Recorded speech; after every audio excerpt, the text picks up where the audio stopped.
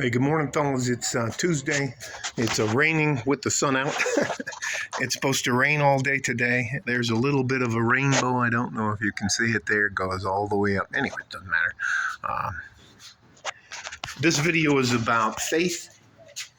And as men, we are pretty much, in my opinion, you're a product of your environment. And to clarify that off the beginning, meaning that if you grow up in the United States, and your family's Catholic, you're going to end up being Catholic. Or if you grow up in a Muslim family, you're usually going to believe in the Muslim faith. Same with China, Chinese and Asians and the rest of that, Buddhists, Hinduism, Indians like Hinduism. So there's the sun. I'm not going to film it, and there's the pool, rain. So here we go. I'm going to take you back in. I can't share my cup of Texas pecan coffee with you, but I will sit you down so I don't give either one of us a headache with this. I will put the references that I'm going to speak about today, because I don't ever want you to think I would tell you something and say, well, you just got to believe me. And if you don't believe me, well, then you're not one of my kind. That's not how the world works, and that's not why I'm trying to help. The two Bible verses I do the most relating to is out of the NIV version, or any of the versions it's Mathew Chapter 8, verses 5 through 13. That has to do with something called the Centurion. And then there's Mathew Chapter 6, verses 5 through 15, which has to do with the Lord's Prayer and not being ostentatious or being a megachurch, guys. For me, I have my religious beliefs, but I believe that my walk with God is very personal, and I choose not to share some of my stories and the rest of that kind of stuff, because I think that's my personal journey with God. And that's the part of the faith. The other part of this is you as a man being a part of your community or environment where you grow up in. And that has as many bad things in it as it does good things. It is rare to have and grow up in a good, not dysfunctional family. It is far more common for people to grow up in a family with at least some dysfunction. And that is very difficult for a young man who's coming up to have to deal with, because you may end up thinking that that's normal if you never get another type of example. I grew up, I'm not going to give you my poor me story, because that's not what this is about.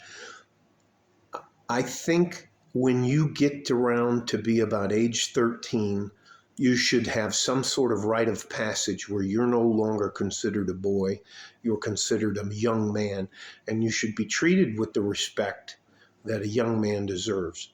That's my personal preference, and that's why I talk about the 3 phases of life, with your dreamer phase being the first one, from about age 13 to age 23, that 10-year span in there. Dare to be great time.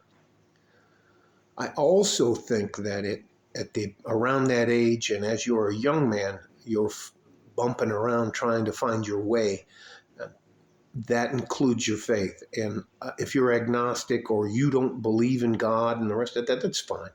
All I can tell you is the older I get,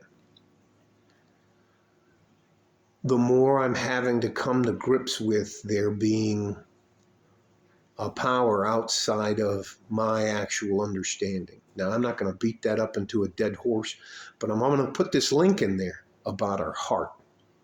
I'm going to read just a little bit about it. And if you didn't know, our heart and our mind communicate all the time. And our heart actually produces a magnetic field It actually extends out and around our bodies. And there are people, I believe there are people among us who, I'm trying not to sneeze. If I do, I'll look away. Anyways, I'll read what it says, and then I'll put the, this is from Heart Math Institute, heartmath.org. It's July 22nd, 2010, figure 6-1. The heart's magnetic field, which is the strongest rhythmic field produced by the human body, not only envelops every cell of the body, but also extends out in all directions into space around us. The heart's magnetic field can be measured several feet away from the body. So, getting back to my point is there were guys when we were in the military who we would put out on what's called the point. They would walk first because there are guys that can sense things. There are guys that will tell you, hey man, you know what, maybe we should just go home. You know what, maybe we don't need another drink. Let's just get out of here. They can sense things. They feel things. And the more, the other book and thing I'll talk to you about is Nikola Tesla. If you would please take the time to try to get a grasp of some of the things he was trying to show us, it's stunning. So anyways, back to the faith and your environment. There aren't a lot of things when you're young that you have control over. You don't have control who your parents are, where you're going to live, how your life's going to do. I think around age 13, you start figuring out that maybe these people are not telling me the whole truth. So that's another part of it. Just I'm rambling now. I had to write notes so I don't pop off the theme. So again, this is about faith and you being a product of your environment. And the biggest part I want to tell you is that you're not responsible for the environment you're born into. You can change that as you get older later in life. You can change your understanding. You can change your belief system. You can do all kinds of different stuff. And there are two types of family that you're going to have in your life. There's the family and the environment you're born into, and then there's the family that you choose and the environment you choose to live in. So you guys stay safe and healthy. Take care of each other if you can. If you can't, you have to take care of yourselves. I hope this makes sense. I'm not trying to take anything from you. I'm just trying to help in my way. All right? Like a fort in a G-string from West Texas, El Paso. I'm out of here. Bye-bye.